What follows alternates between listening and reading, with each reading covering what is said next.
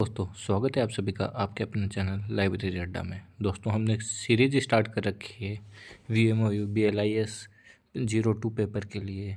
Paper का नाम है लाइब्रेरी क्लासिफिकेशन एंड कैटलॉगिंग। दोस्तों ये सारी क्लासेस जितनी भी हैं ये खाली आपको BLIS पास करने में काम नहीं आएंगी। जो भी कम्पिटिटिव एग्ज़ाम्स आप देंगे वो भी क्वेश्चंस यहीं से बनते हैं, यही थ्योरी है, यही बेसिक है। तो इन सबको आप बहुत ध्यान से पढ़िएगा, ठीक है। अब हम बात करते हैं इस वीडियो में आगे विषय के बारे में। सब्जेक्ट क्या होता है? तो सब्जेक्ट क्या होता है? विषय विचारों का एक संगठित और सुव्यवस्थित समूह होता है।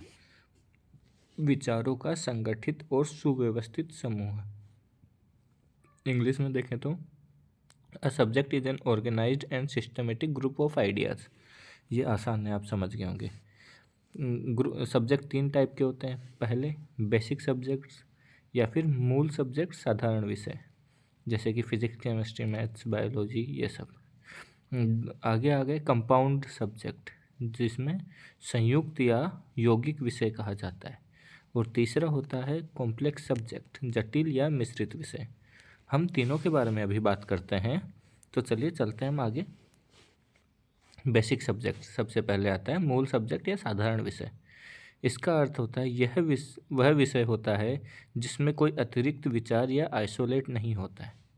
यह subject without any additional idea isolate होता है, ठीक है। इसमें कोई भी एकल विचार नहीं होता है, अतिरिक्त विचार नहीं होता है। यह सिर्फ बेसिक फॉर्म होती है सब्जेक्ट की। इसकी विशेषताएं क्या है? इसमें केवल मूलभूत विषय ही होते हैं, पहली बात। दूसरी बात, इसके किसी भी घटक के रूप में कोई अतिरिक्त विचार आइसोलेट नहीं होता है। यह सबसे साधारण एवं मूल रूप होता है। यह तो इसके नाम से ही क्लियर हो गया। इसके एग्जाम्पल्स हैं दोस्तों, क्या है? फिजिक्स, भौतिकी, केमिस्ट्री, रसायन विज्ञान, बायोलॉजी, जीव विज्ञान, इकोनॉमिक्स, अर्थशास्त्र। ये सारे इसके एग्जाम्पल हो गए। अब आगे बढ़ते हैं तो कंपाउंड सब्जेक्ट क्या हुआ? कंपाउंड सब्जेक्ट क्या होता है? संयुक्त या यौगिक विषय। जब मूल विषय यानी बेसिक सब्जेक्ट के साथ एक अतिरिक्त विचार या एक आइसोलेट आइडिया जोड़ा जाता है, अतिरिक्त विचार जोड़ा जाता है, तो वह संयुक्त विषय कहलाता है। अब यानी basic subject plus isolate idea, ये दोनों जुड़ेंगे तो क्या बनेगा? कंपाउंड सब्जेक्ट बन जाएगा। इसकी विशेषताएं क्या होती हैं? इसमें मूल विषय के साथ एक अधिक आइसोलेट अतिरिक्त होता है। यह मूल विषय का विस्तारित रूप है, क्योंकि ये विस्तारित रूप हुआ ना, क्योंकि आइसोलेट आइडिया और जुड़ गया। आइडिया जुड़ने से ही तो एग्जाम्पल वो बनते हैं आगे के आगे सब्जेक्ट्स, ठीक है। तो इसको अब अच्छे से समझा रखा है आगे। फॉर्मूला क्या है इसका? देखिए, बेसिक सब्जेक्ट या मूल विषय प्लस आइसोलेट एकल विचार क्या बनेगा? यौगिक सब्जेक्ट यानी कंपाउंड सब्जेक्ट। जैसे एजुकेशन मेन क्लास है, बेसिक सब्जेक्ट हो गया, इसके साथ एडल्ट हो गया, तो एडल्ट एजुकेशन। एक एकल विचार क्या बना यहाँ पे? एडल्ट। तो शिक्षा वयस्क, वयस्क शिक्षा, ठीक है। ऐसे लिटरेचर और इंग्लिश। लिटरेचर एक मेन क्लास है, इंग्लिश एक भाषा है, मतलब एक एकल विचार है, तो इंग्लिश लिटरेचर क्या बना? कंपाउंड सब्जेक्ट बना। ऐसे एग्रीकल्चर मेन क्लास है, और किसकी एग्रीकल्चर? राइस की। राइस एक विचार है, तो चावल की कृषि बन गई इसका, ठीक है। ऐसे ही बन जाते हैं। अब आगे हम पढ़ते हैं कॉम्प्लेक्स सब्जेक्ट। कॉम्प्लेक्स सब्जेक्ट यानी जटिल विषय। जटिल विषय को पढ़ने के लिए हम, चलिए आगे बढ़ते हैं। जो विषय दो या दो से अधिक मूल विषयों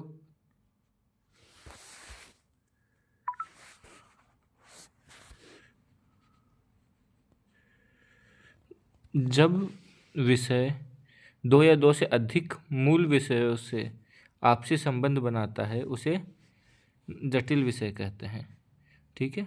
अब माफ़ कीजिएगा, थोड़ा सा कुछ टेक्निकल ग्लिच आ गया था वीडियो रिकॉर्डिंग में, तो आप इसको इग्नोर कीजिएगा। A subject that is formed by inter relationship of two or more subjects is called complex subject यानी दो और मोर सब्जेक्ट, यानी दो बेसिक सब्जेक्ट मिलके जो सब्जेक्ट बनाएंगे उसे क्या बोलेंगे? Compound subject, complex subject. देखिए, यानी जटिल विषय बोलेंगे।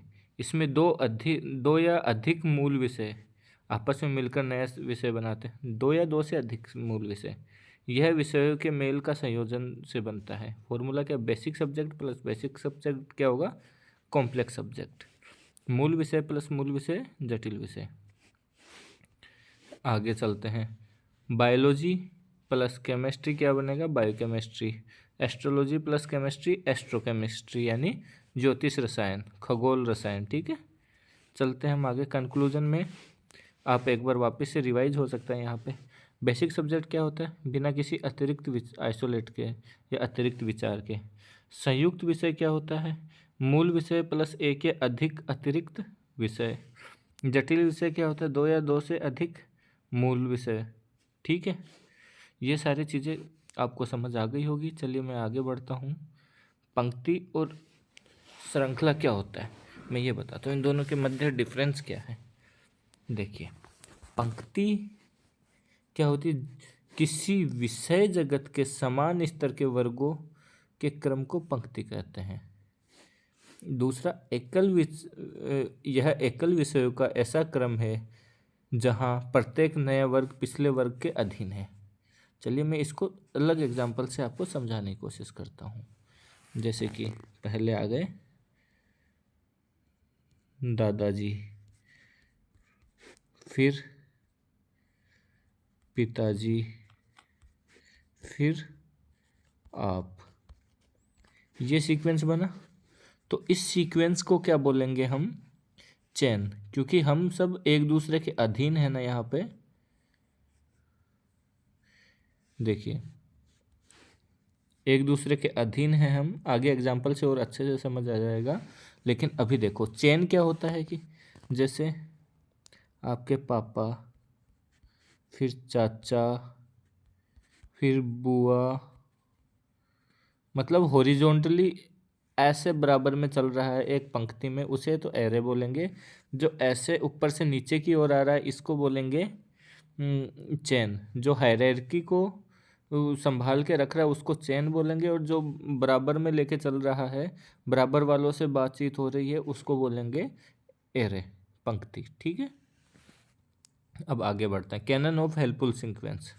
सहायक अनुक्रम का उद्देश्य विषय को एक उपयोगी क्रम में व्यवस्थित करना है। सहायक अनुक्रम का क्या उद्देश्य है? विषयों को एक उपयोगी क्रम में व्यवस्थित करना होता है जिससे वर्गीकरण प्रणाली प्रभावी हो। क्यों हम उनको उसका उद्देश्य है कि विषयों को एक उपयोगी क्रम में व्यवस्थित करना। क्यों? क्योंकि वर्गीकरण प्रणाली प्रभावी हो सके। यह स्वेच्छा पर आधारित न होकर वैज्ञानिक सिद्धांतों पर आधारित होनी चाहिए।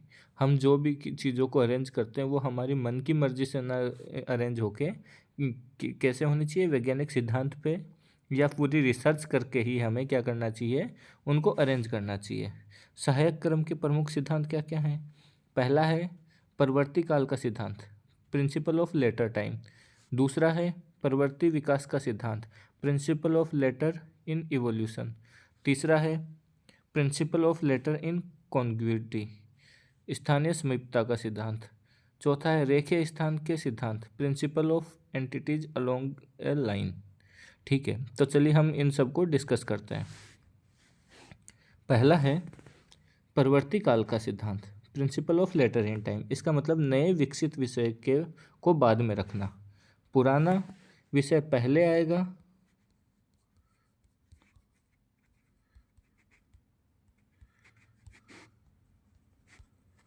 और नया विषय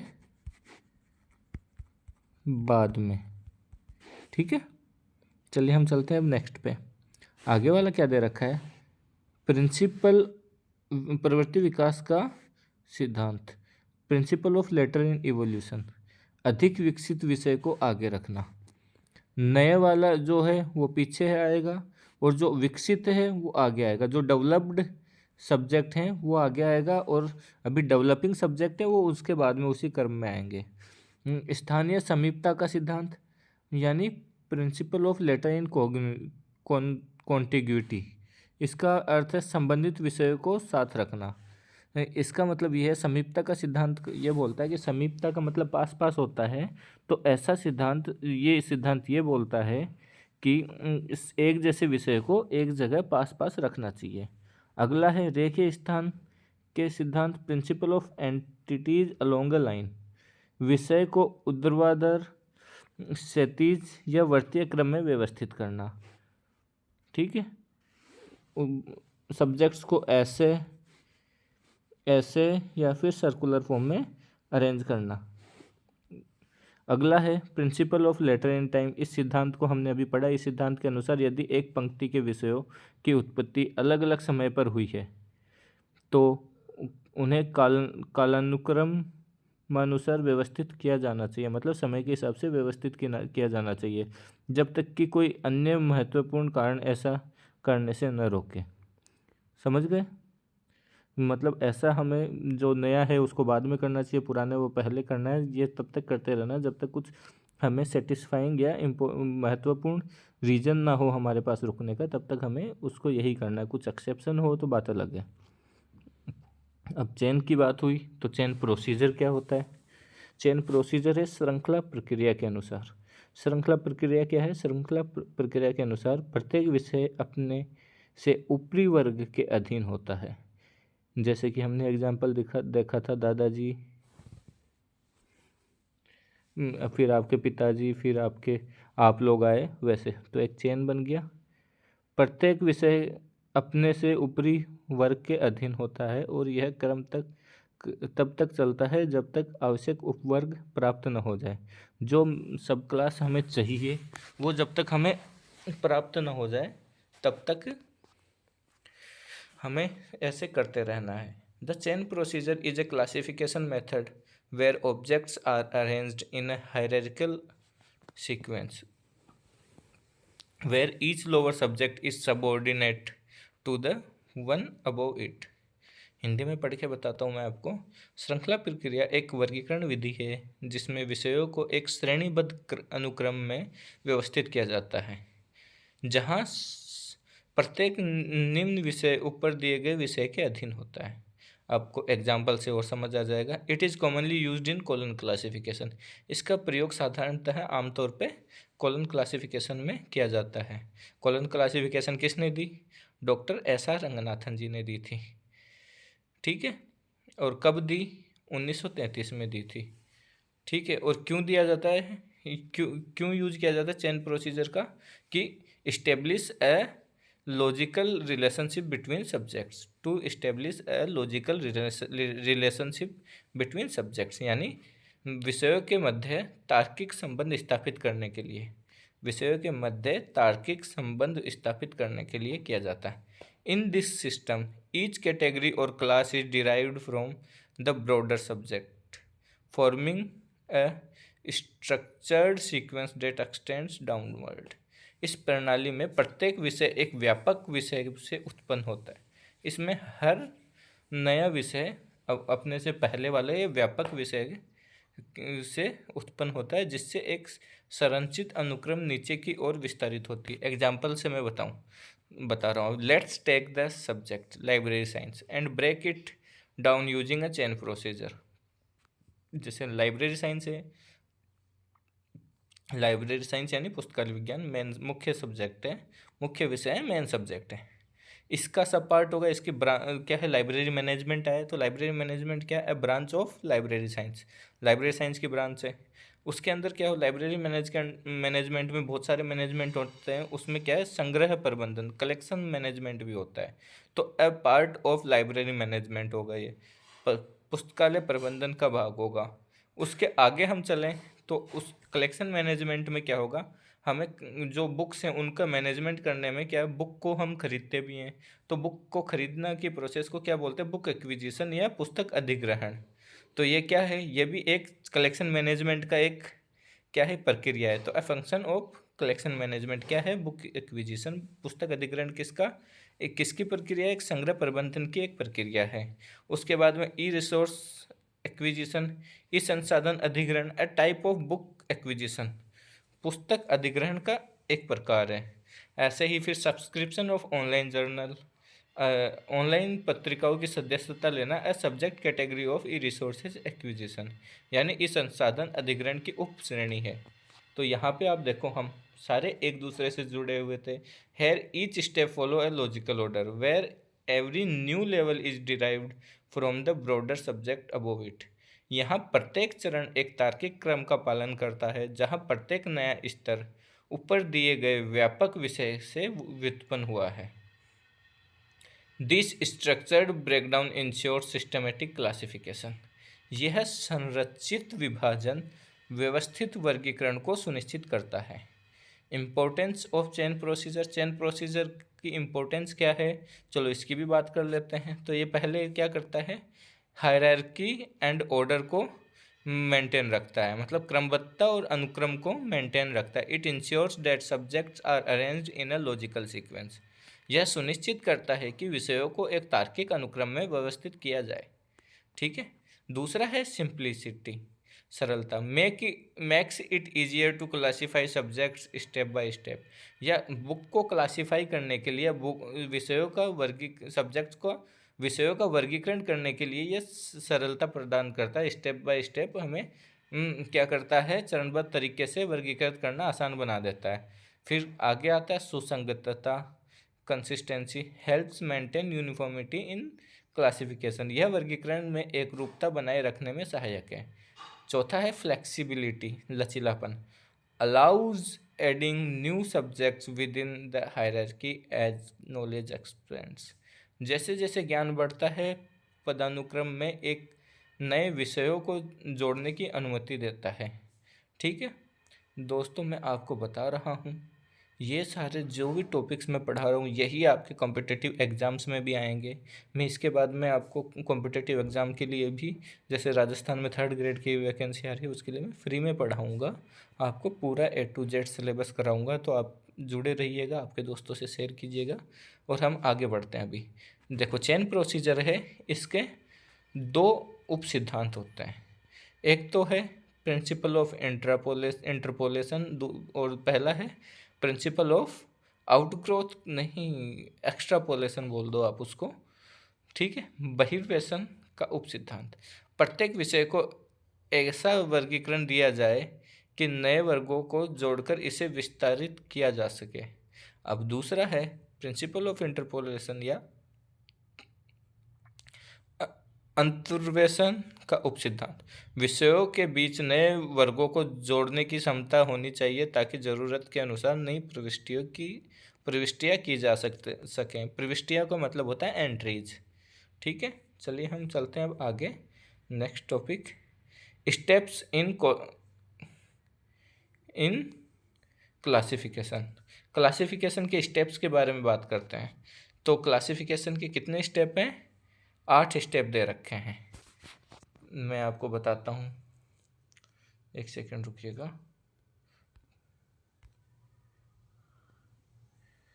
थोड़ा बड़ा है ये, देखो पहले है रो टाइटल, फिर एक्सप्रेसिव टाइटल। यहाँ पे लिखिएगा आप कर्नल टाइटल, ये याद रखने के लिए आगे मैंने लिख रखा है, आपको बता रहा हूँ। आगे है analyse title, transform title, title in standard terms, title with notation numbers. उसके आगे वाला क्या है, सिंथेसाइज्ड को आप रहने दो, क्लास नंबर और फिर वेरिफिकेशन। अब ये याद कैसे होगा भाई साहब, कि आपको कोई ये स्टेप पूछ ले तो आपको याद रखना है REK, ये मैंने बताया था ना आपको क्या आना चाहिए यहाँ पे, कर्नल टाइटल A, REKATTT, मतलब REK 3 बार T, ये आ गया ना। आगे बढ़ते हैं, फिर C और V, तो इसका क्या बना, REKA, ये 3 बार TCV। अब ये साउंड कैसा करेगा, आवाज़ कैसी आएगी, ये देखो। रेखा मतलब रेखा, रेखा मान लो, रेखा ने टी की पावर 3 है, तो मतलब 3 बार सीवी, मतलब कैरिकुलम V8 होता है ना, जो नौकरी के लिए एप्लीकेशन देते हैं। तो आप याद करो, रेखा ने 3 बार सीवी दिया, याद रह जाएगा आपको। रेखा ने 3 बार सीवी दिया। पहला है रो टाइटल, देखो मैं अब बताता हूँ, अब याद होगा आपको। पहला है रो टाइटल, फिर एक्सप्रेसिव टाइटल, फिर कर्नेल टाइटल, जिसमें क्या फंडामेंटल टर्म्स आते हैं। फिर आगे है एनालाइज टाइटल, फिर ये 3 याद करना आपको, ट्रांसफॉर्म्ड, स्टैंडर्ड टर्म्स, और फिर नोटेशन नंबर।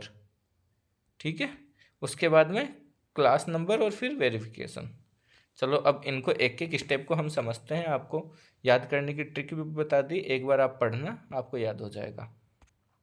सोपान का मतलब होता है स्टेप।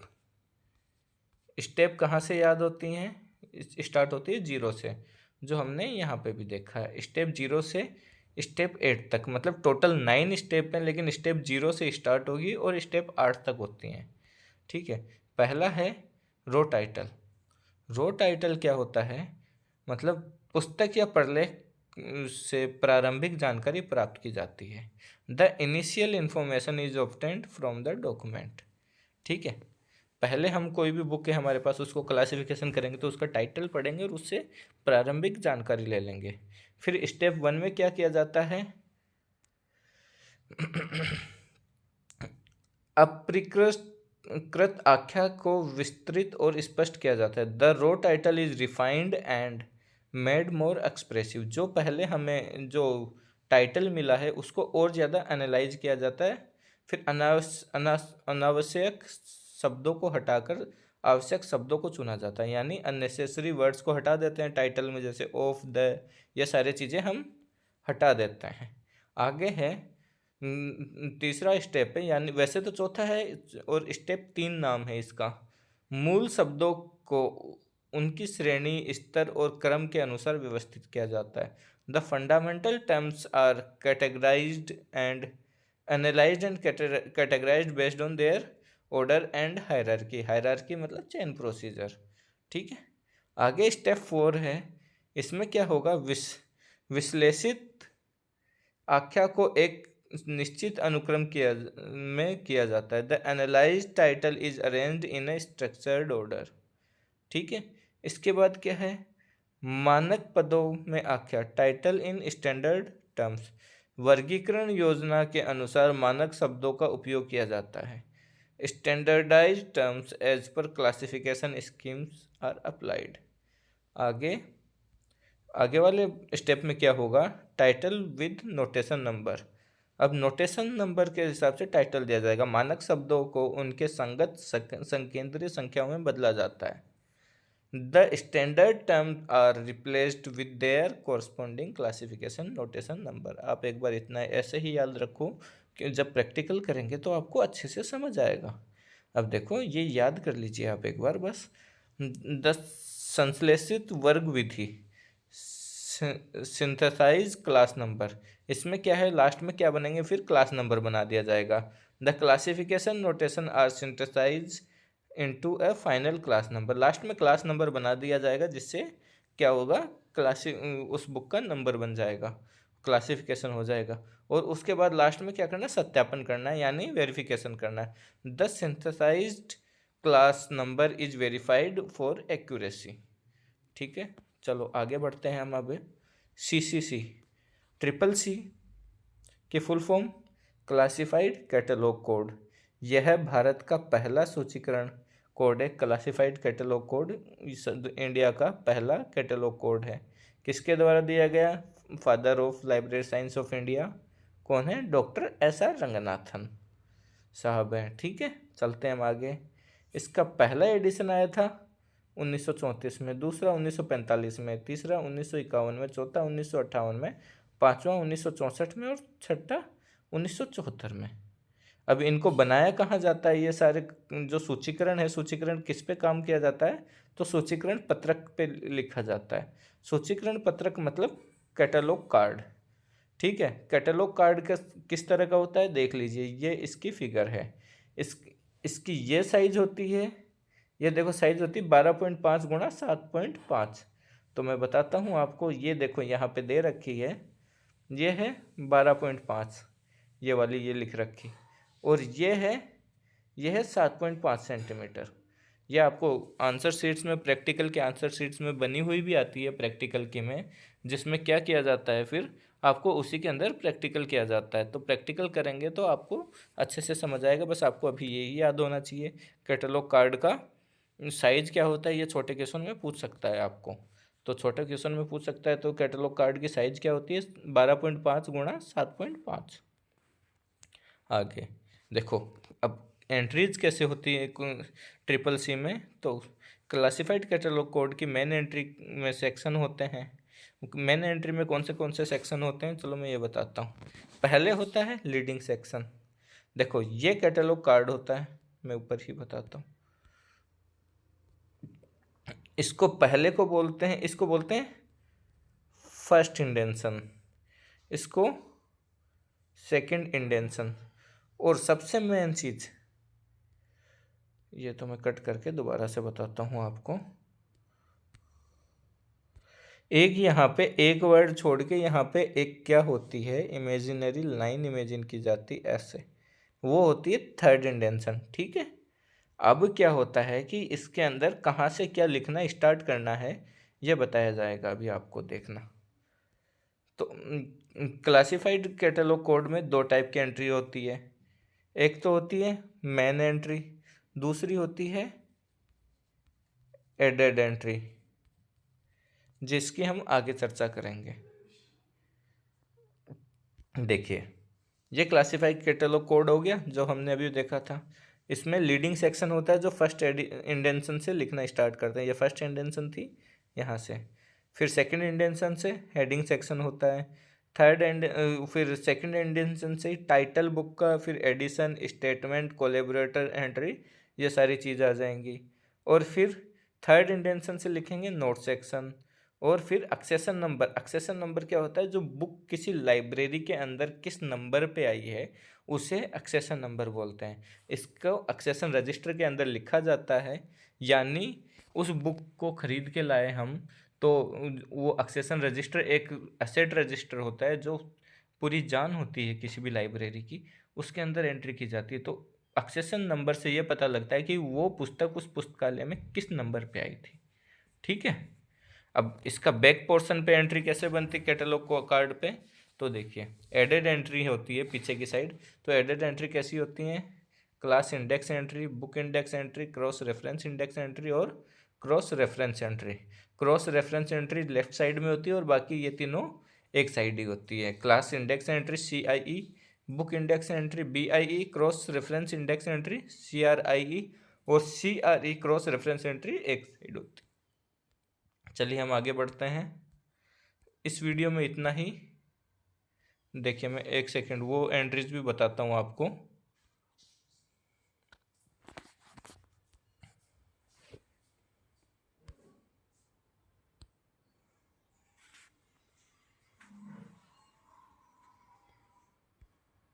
मैंने बताए थे आपको मेन एंट्री के पार्ट कौन से होते हैं, leading section, heading section, title section, note section, accession number, ये सारे इसके पार्ट होते हैं।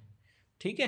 और एडेड एंट्री के क्या क्या पार्ट होते हैं वो देखो मैं बताऊँ। Cross reference entry, class index entry, book index entry और क्रॉस रेफरेंस एंट्री। अब इनकी भी अलग अलग आगे क्या होती है और डिवाइड होते हैं। ये ऑथर एंट्री हो जाएगी बुक इंडेक्स एंट्री में, कोलेबरेटर एंट्री हो जाएगी, कोलेबरेटर मतलब सहकारक एंट्री, टाइटल एंट्री या सीरीज एंट्री सारी। फिर ये कोलेबरेटर में क्या क्या हो सकता है, सहकारक कौन कौन होते हैं, एक या तो एडिटर होगा या कंपाइलर होगा, ट्रांसलेटर होगा, रिवाइजर होगा, इलस्ट्रेटर होगा या असिस्टर होगा। और क्रॉस रेफरेंस एंट्रीज क्या होगी, generic name entry, editor of series entry, pseudonym real entry, variation form of word entry और अल्टरनेटिव नंबर नेम एंट्री, ये सारी एंट्री होती हैं इसकी कॉलन क्लासिफाइड कैटलॉग कोड की। तो आज की वीडियो में इतना ही। आप लोग एक बार टाइप ऑफ एंट्रीज उसकी भी देख लेना, ASCR2R की। चलो, और एक सेकंड।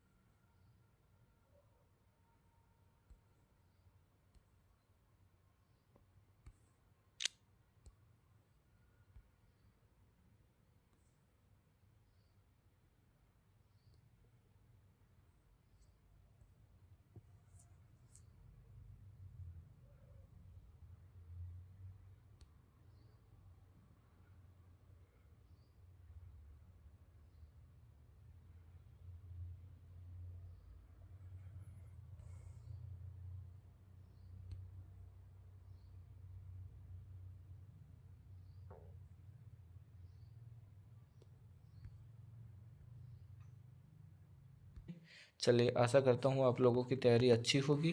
ये वीडियोज़ आपके लिए लाभदायक होंगे, और आप सब कुछ पढ़ के जाइए अच्छे से। पेपर कुछ भी खाली मत छोड़ के आइएगा। थ्योरी में तो आप लोग पास हो जाते हैं, कोई दिक्कत नहीं है, हो जाएंगे इसमें भी पास। आप खाली मत छोड़ के आइएगा। जो मैंने पढ़ाया है ये लिखिएगा। इसके अलावा आपको ASCR2R के बारे में भी, एंट्रीज़ के बारे में थोड़ा सा आपको करना है।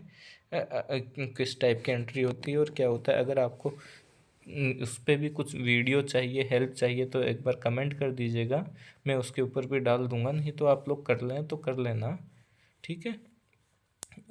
चलिए, आज के वीडियो में इतना ही। जय हिंद, जय भारत, धन्यवाद।